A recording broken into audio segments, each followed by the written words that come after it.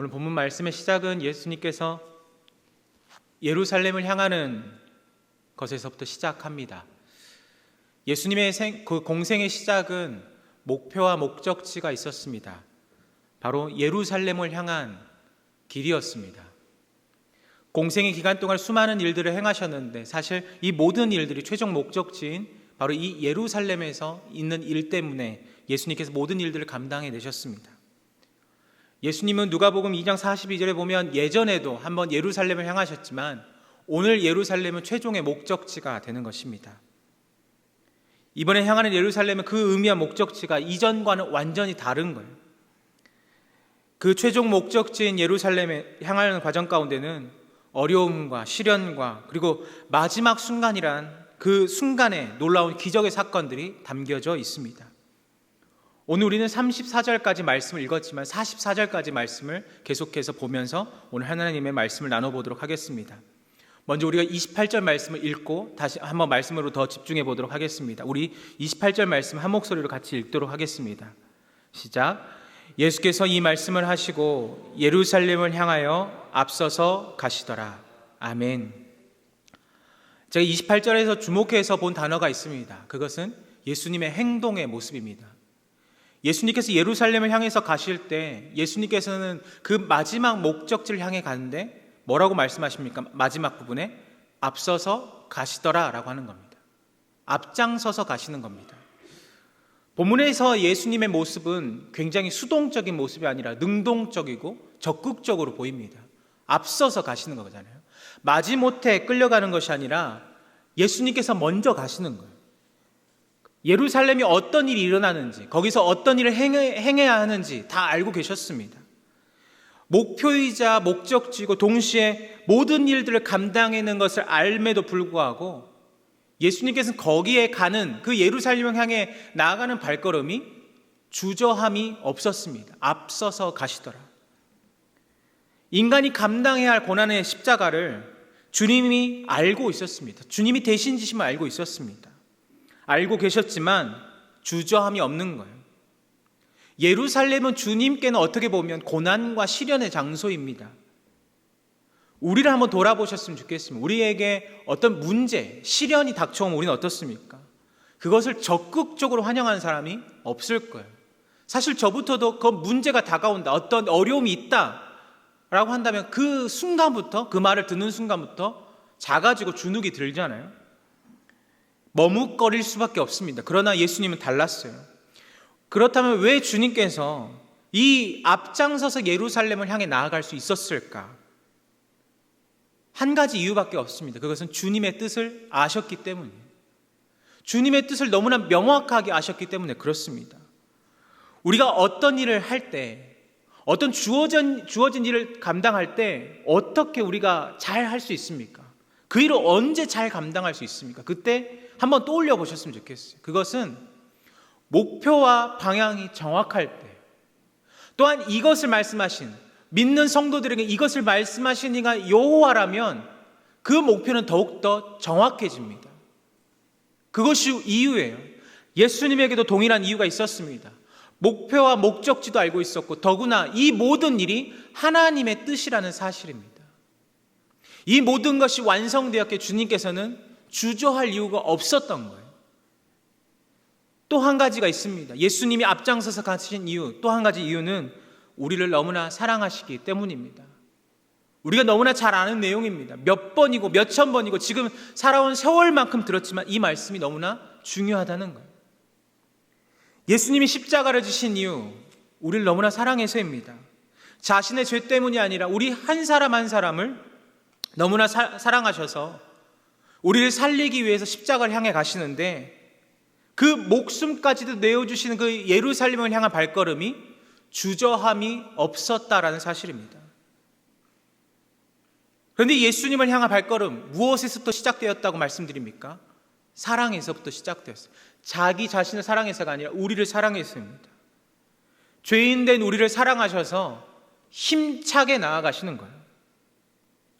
그런데 예수님께서 그렇게 힘차게 나아가시는데 특이한 것을 준비하시죠. 29절부터 31절 말씀에 보니까 예수님께서 제자 둘을 보내시면서 제자 둘에게 한 가지를 부탁하십니다. 명령하십니다. 그것은 나귀를 가져오라고 이야기하시는 거예요. 자기의 나귀가 아니라 누군가의 나귀입니다. 그 성경에서는 나귀를 내어준 사람이 누구인지도 기록되어 있지 않습니다. 그런데 그 내어준 사람의 나귀도 심지어 아무도 한 번도 타보지 않는 새 것입니다. 자기의 물건을 그냥 아무런 설명 없이 이유 없이 그냥 가져가는 것처럼 황당한 일은 없을 것입니다. 저는 결혼 전에 굉장히 혼자서 오래 살았습니다.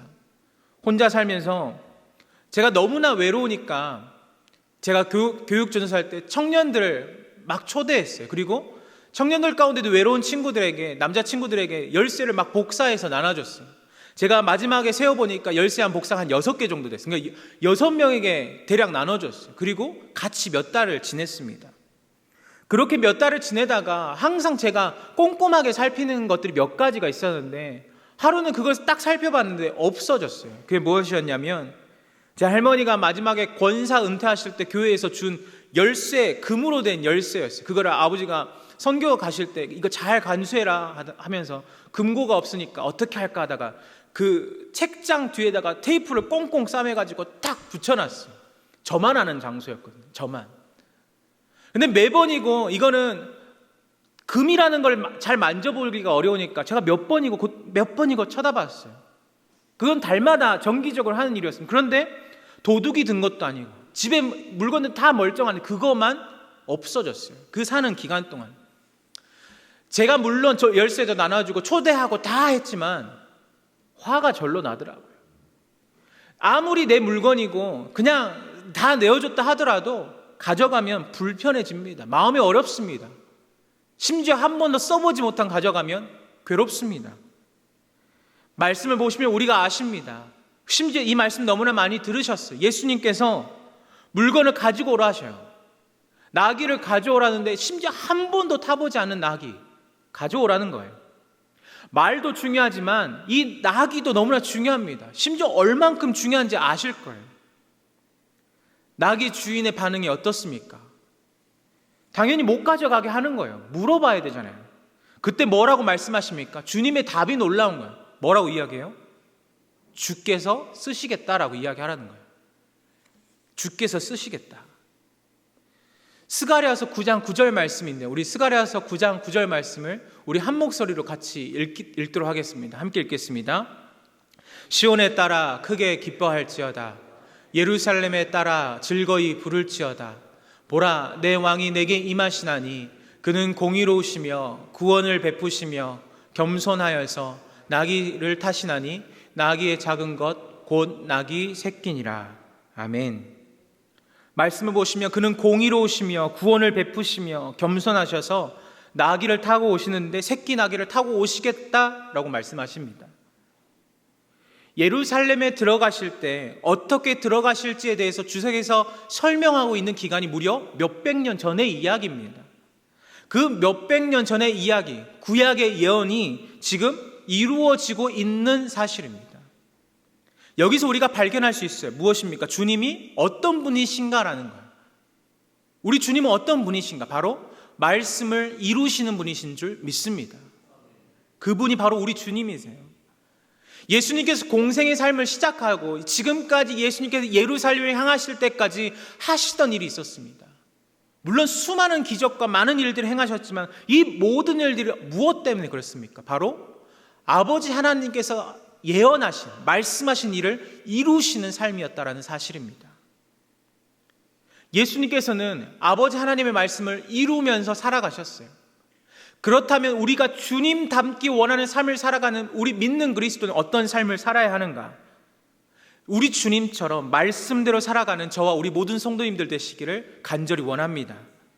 주님이 행하셨던 것처럼, 주님의 말씀의 예언을 이루셨던 것처럼 우리도 주님께서 수많은 말씀들, 우리 가운데 기도를 통하여서, 찬양을 통하여서, 때로는 말씀을 통하여서 우리 가운데 말씀하신 그 수많은 말씀들 가운데 하나라도 붙잡아서 그 말씀을 우리의 삶 가운데 행하시며 이루시며 살아가시는 우리 모든 성도님들 되시기를 간절히 원합니다.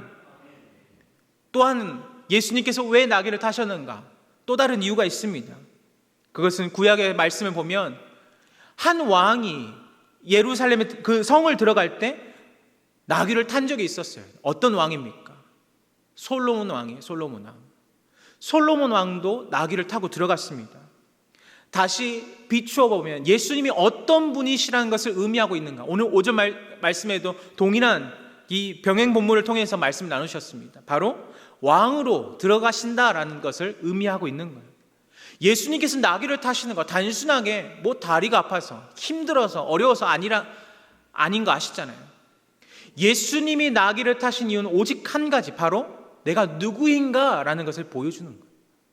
바로 그분이, 나귀를 타시는 그분이 우리 주님 왕이신 줄 믿습니다. 겸손하셔서 스가랴서 9장 9절 말씀에 그는 겸손하셔서라고 말씀하십니다. 세상과 전혀 다른 겸손의 왕으로 임하셨어요. 백성을 압제하고 백성을 탄압하고 다스리는 것이 아니라 예수님은 자기를 내어드리고 하나님께 내어드리고 모든 것을 나타내시는 거예요. 예수님이 예루살렘에 들어가실 때 화려한 예식이 기다리는 것 아니었습니다. 예수님을 기다리고 있는 것은 무엇입니까? 최종 목적지에서 기다리고 있는 것은 가시 면류관이에요. 다른 왕들이면 정말 반짝반짝 빛나는 면류관을 썼겠죠. 그러나 예수님이 들어가시는데 가시 면류관이 기다리는 겁니다. 어떻게 왕이 들어가는데 가시 면류관이 기다릴 수 있겠습니까? 예수님이 왕이 되시는 법, 예수님께서 이 땅의 왕이 되시는 방법은 세상의 왕과는 전혀 다르다라는 것을 우리 가운데 보여주고 있습니다. 어떻게 보여주십니까? 바로 그분께서는 우리를 대신하여 죽으심으로 이 땅의 왕이 되시는 줄 믿습니다. 그분은 나를 대신해 이 땅 가운데 희생하시면서 이 모든 것들을 감당해내심으로 왕이 되심을 믿습니다. 우리는 왜 예수님을 경배해야 합니까? 우리가 혼날까 봐서 아니에요. 주일 예배 한 번 빠지면 내 삶 가운데 어려움 당할까 봐서 경배해야 하는 거 아닙니다. 주님이 나를 사랑하시기 때문에, 죽으셨기 때문에, 모든 희생을 나를 대신해서 감당해내셨기 때문에 우리는 주님을 경외하며 경배하며 예배해야 할 줄 믿습니다.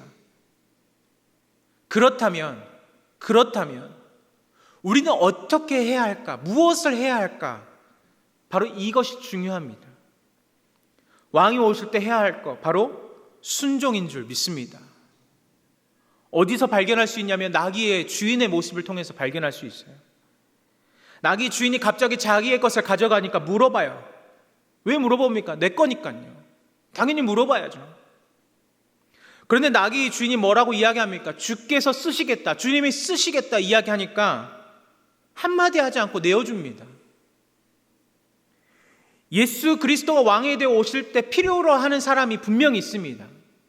수많은 사람들, 수많은 유형의 사람들이 있겠지만 오늘 말씀에 비춰봤을 때 주님께서 이 땅 가운데 오실 때 필요로 하는 사람, 가장 원하시는 사람이 누구일까? 바로 순종하는 사람입니다. 순종을 말씀드렸는데 동시에 이 땅 가운데 예수님께서 지금 이 당시에 이 상황을 살펴보면 지금 상황이 이렇습니다. 우리가 너무나 잘 아시겠지만 예수님의 공생의 삶의 시작이 아니라 지금 거의 마지막 순간에 다다랐어요. 이제 곧 있으면 끝이 납니다. 마지막 종착지 예루살렘에 들어가시는데 예수님께서 그 전에 수많은 일들을 행하셨습니다. 말 그대로 기적이었어요. 죽은 사람을 살렸고 아픈 사람을 고쳐주셨고 인간이 할 수 없는 일들이란 수많은 일들을 행하셨습니다. 동시에 예수님께 어떻게 되냐면 예수님이 유명해지는 거예요. 유명해집니다. 예수님은 하나님의 언약대로 행하셨고 하나님의 말씀대로 행하셨는데 사람들은 자기 눈앞에 기적이 펼쳐지니까 드디어 이 로마의 압제를 벗어나서 우리를 다스릴 메시아가 오셨구나 판단하는 거예요. 지금 나귀의 주인도 같은 반응이었을 겁니다. 우리는 그냥 단순히 주께서라고 이야기하지만 이 주께서의 원문은 바로 주인이다, 이 만물의 주인이다라는 것을 의미하거든요. 나귀의 주인 역시도 예수님에 대한 소문을 들었을 것이고 지금 이 당시에 예루살렘에 환영하고 있는 무리들의 모습을 보시면 아실 것입니다. 단순하게 예수가 들어왔는데 어떻게 미리 준비하면서 그 종려나무 가지를 흔들면서 환영할 수가 있겠습니까? 수많은 이야기가 퍼져나갔을 거예요. 예수님에 대한 이야기, 드디어 들어오신다. 그분이 왕으로 들어오신다. 나귀 주인도 내어줄 수 있는 거예요. 사실 우리는 순종이라고 말했지만 그 사람은 물론 순종했지만 사실 자기가 원하는 이상이 있었습니다. 예루살렘의 주변에 환영하는 사람들, 제자들뿐만 아니라 수많은 사람들이 유월절을 지키기 위해 수많은 사람들이 왔어요. 그리고 예수님께서 이 모든 환영하는 무리들과 함께 들어가십니다. 그런데 그 환영하는 무리들 가운데 예수님의 제자들을 책망하는 사람들이 있습니다. 39절과 40절 말씀 보면 바리새인들이 예수님에게 이렇게 이야기하는 거예요. 제자들을 책망해달라라고 이야기합니다. 여기서 우리가 알 수 있는 것은 무엇이냐? 우리가 예배할 수 있는 모습을 발견합니다. 제가 신방에 보면 이런 이야기들을 하시더라고요. 제 남편이 예배를 드리기 힘들어해요. 교회에 가는 것은 뭐라 하지 않는데요. 교회만 데려다주고 본인은 카페에 가 앉아있는데요. 머리로 하나님을 아는 것 같은, 지식으로는 아는 것 같은데 믿지를 못하겠다고 이렇게 질문을 드려보고 싶어요. 우리가 어떤 사람이 예배할 수 있습니까? 어떤 사람이 하나님을 찬양하고 경배하면서 예배할 수 있습니까? 한 가지 이유예요. 내가 무언가를 아느냐 모르느냐가 아니라 예수님을 왕으로 인정하느냐 하지 않느냐에 달려 있습니다. 예수님이 우리의 삶의 왕으로 오실 때 우리는 예배할 수 있고 찬양할 수 있는 줄 믿습니다. 머리로 이해해야만 하는 문제가 아닙니다. 마음으로 믿는 믿음의 문제인 것이죠. 바리새인들이, 이 수많은 사람들이 물론 이 예수님의 유명세를 포함하여서 환영하고 있었겠지만 그 가운데서도 책망하라라고 할 수밖에 없었던 이유는 예수님을 받아들이지 못하기 때문입니다. 환영하는 무리를 바라보면서 그래서 책망하라고 이야기하는 거예요. 지금 상황을 보십시오. 수많은 사람들이 환영하고 바리새인들은 예수님을 판단하고 예수님이 이제 들어가고 있는 거예요. 그런데 특이한 장면이 있습니다. 우리 41절 말씀, 짧은 말씀인데요. 우리 19장 41절 말씀을 우리 한 목소리로 읽겠습니다. 함께 읽겠습니다. 가까이 오사 성을 보시고 우시며. 아멘. 굉장히 중요한 말씀입니다. 예수님께서 지금 여기까지 오셨습니다. 분위기를 보시면 환영하는 분위기잖아요. 환영하는 분위기. 절대 지금 상황과는 어울리지 않는 모습을 나타냅니다. 예수님께서 그 성을 바라보시면서 울고 계셔요. 백성들은 열렬히 환영하고 성에 전체적으로 지금 환영하는 분위기인데 거의 다 도착하신 예수님께서 축제의 분위기 가운데 우십니다. 울고 계셔요.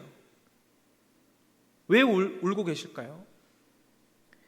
예수님께 지금은 평화롭고 웅장하고 아름다워 보일 수 있는 그 예루살렘이 하나님의 말씀을 거역하고 수많은 선지자의 말씀을 거역하고 그 선지자를 돌로 쳐 죽이기도 했었고 아무 꺼리낌 없이 범죄를 행하는 일들이 이 성읍 가운데 있었기 때문에 곧 닥칠 그 심판 때문에 예수님께서 우시는 거예요. 또한 왜 우십니까? 주께서 오셨지만 주께서 우리를 찾아오실 때 깨닫지 못하기 때문이다 라고 이야기하시는 거예요. 사람들은 소리 지르며 환영하는데 주님께서는 전혀 다른 말씀하십니다. 주님께서 말씀하시기에 뭐라고 말씀하시냐면 이 성은 42절 이후에 보면 예수님께서 이 성은 망하게 될 것이다 라고 이야기해요. 하나님께서 너에게 찾아오셨는데 이것을 깨닫지 못하기 때문이다 라고 말씀합니다. 이로부터 이 말씀을 몇 주 만에 깨닫게 되냐면 일주일, 얼마 걸리지 않아서 깨닫는 거예요. 오늘 위 목사님도 말씀하셨죠. 이들이 얼마 걸리지 않아서 예수님을 배반하는 거예요. 십자가에 못 박으라고 이야기하는 겁니다. 분명히 그들은 예수님을 따랐던 사람들이고 경배했었던 사람들이고 심지어 아버지처럼 따랐던 제자들까지도 예수님을 모른 척 하잖아요. 이 모든 것을 아셨고 이 모든 상황을 주님께서 미리 아셨기 때문에 그들의 모습을 보고 그 성을 바라보시면서 눈물 흘리는 거예요. 이들이 이처럼 예수님을 경배했다가 그 한순간에 태도를 바꾼 것은 이들이 정신이 이상해서가 아닙니다. 이들은 평범한 사람들이에요. 이들이 이렇게 한 이유는 무엇 때문입니까? 이들이 꿈꾸는 사람이 아니었기 때문인 거죠. 이겨내야 하는데, 로봇처럼 이겨내야 하는데, 그 수많은 고난들 다 감당하고 역전시켜야 하는데 그렇지 않는 거예요. 일주일을 지나고 보니까, 아니 며칠을 지나고 보니까 예수님은 그런 분이 아니었던 거예요. 행하지 않고 죽는 겁니다. 십자가로 죽으시는 거예요. 우리는 선택해야 합니다. 어떤 선택입니까? 바로 우리가 꿈꾸는 하나님과 진짜 하나님을 선택해야 합니다. 내가 꿈꾸는 하나님이 있어요. 내가 꿈꾸는 하나님은 내 소원대로 다 들어주신 하나님이에요. 내가 기도하면 이것 들어주시고, 내가 정말 가난하다면 이 하나님이 내 재정을 채워주시고, 내가 약하다면 하나님께 내 건강을 붙들어 주시는 거. 그래서 나를 힘있게 살아가게 하는 거, 아무런 부족함이 없게 살아가는 거, 그것을 우리는 꿈을 꿉니다. 근데 진짜 하나님은 어떤 하나님이신가? 오늘 말씀에 보니까 진짜 하나님은 십자가를 지시는 하나님이십니다. 그리고 말씀하세요. 누구든지 자기를 따르려거든 날마다 자기를 부인하고 자기의 십자가를 지고 나를 따르라 라고 말씀하세요. 자신의 십자가를 져야 합니다. 우리가 꿈꾸는 메시아가 딱 왔는데 그 메시아가 뭐라고 말씀하세요? 누구든지 나를 따르려거든 너에게 맡겨진 거, 그 어려움들, 십자가라고 말할 수 있는 그 어려움들을 품고 나를 따르라 라고 말씀하세요. 그런데 이 십자가가 우리에게 주신 은혜는 무엇입니까? 십자가로 끝나는 것이 아니라 무엇이 있습니까? 부활이 있기 때문인 줄 믿습니다. 그 십자가의 부활을 우리는 알고 있습니다. 우리는 경험했습니다. 우리는 구원을 받았습니다. 예수님을 따르는 것, 십자가를 따르는 것, 사실 우리가 세상을 살아가면서 예수 그리스도의 방법대로 살아가는 것이 물론 감사하고 너무나 영광스러운 일이지만 세상을 살아갈 때는 너무나 고통스러울 때가 있어요. 수많은 어려움들을 동반할 때가 있습니다. 그러함에도 우리가 따라야 하는 이유는 무엇입니까? 바로 십자가의 부활의 영광이 있기 때문인 줄 믿습니다. 사랑하는 성도 여러분, 우리가 이제 이 종료주일을 마치고 내일부터 또 고난주간의 한 주를 시작합니다. 한 주를 시작하면서 우리에게 수많은 경험들이 느껴지고 고백되어지고 묵상하게 될 것입니다. 우리도 예루살렘의 백성들처럼 환영하다가 돌아서서 예수님을 원망하고 모른 채 하는 인생이 아니라 끝까지 십자가를 향하신 주님의 그 발걸음까지도 끝까지 붙잡을 수 있는 믿음의 성도들 되시기를 간절히 원합니다. 예수님께서는 한 번도 아버지 하나님께서 너무나 야박하다, 너무나 무정하다라고 말씀하지 않으셨습니다. 오히려 아버지 하나님을 사랑했고 그리고 백성된 우리를 너무나 사랑하셔서 십자가를 선택하셨습니다. 사랑하는 성도 여러분, 우리 가운데 예수님께서 원하시는 게 무엇일까요? 허상을 쫓는 그 우리가 꿈꾸는 메시아가 아니라, 영광을 쫓는 사람들이 아니라 이 고난 중 한 주 동안 그리고 살아가는 모든 삶 가운데 십자가를 지시고 우리를 끝까지 사랑하셔서 우리를 구원해 하시는, 비록 십자가의 고난 앞에 죽음을 당하셨지만 부활로 임하신 우리도 각자의 십자가를 지며 살아가는 한 주의 삶과 우리의 모습이 되기를 간절히 원합니다. 사순절 기간 시작하면서 재수요일로 시작합니다. 어떤 의미를 가지고 있냐면 깨끗한 삶을 결단하는 거예요. 이 40일의 기간 동안에 주님의 삶을 묵상하면서 나도 주님처럼 십자가의 고난에 동참하겠습니다라는 마음으로 깨끗한 마음으로 결단하는 거예요. 사순절의 형식도 중요하고 모든 것도 다 중요하지만 결국에는 무엇이 중요한가? 우리의 마음의 결단이 중요합니다. 하나님의 일 선택하면 어렵습니다. 하나님의 방법들 우리가 결정하면 어렵습니다. 하나님의 원리와 세상의 방법이 너무나 다르기 때문입니다. 그럼에도 불구하고 십자가를 향하셨던 그 주님의 발자취가 주저함이 없이 앞서서 가셨던 것처럼 우리도 그 부활의 영광만을 바라보는 것이 아니라 십자가를 함께 지시며 부활로 끊임없이 나아갈 수 있는 믿음의 발걸음들이 주저함이 없기를 간절히 소망합니다. 주님께서 말씀하십니다. 주께서 쓰시겠다. 무엇을 내어드리시겠습니까?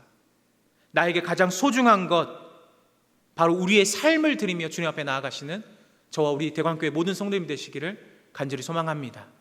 기도하겠습니다. 거룩하신 아버지 하나님, 우리를 끝까지 사랑하여 주시고 우리를 대신하여 십자가를 향하여 주시며 감사합니다. 주님만 가시는 십자가가 아니라 우리도 함께 동참하며 믿음의 발걸음으로 기꺼이 감당해내는 거룩한 믿음의 모습들이 우리 가운데 있게 하여 주시옵소서. 언제나 우리를 끝까지 사랑하시며 우리를 인도하여 주님께 감사드리오며 귀하신 예수님의 이름으로 기도합니다. 아멘.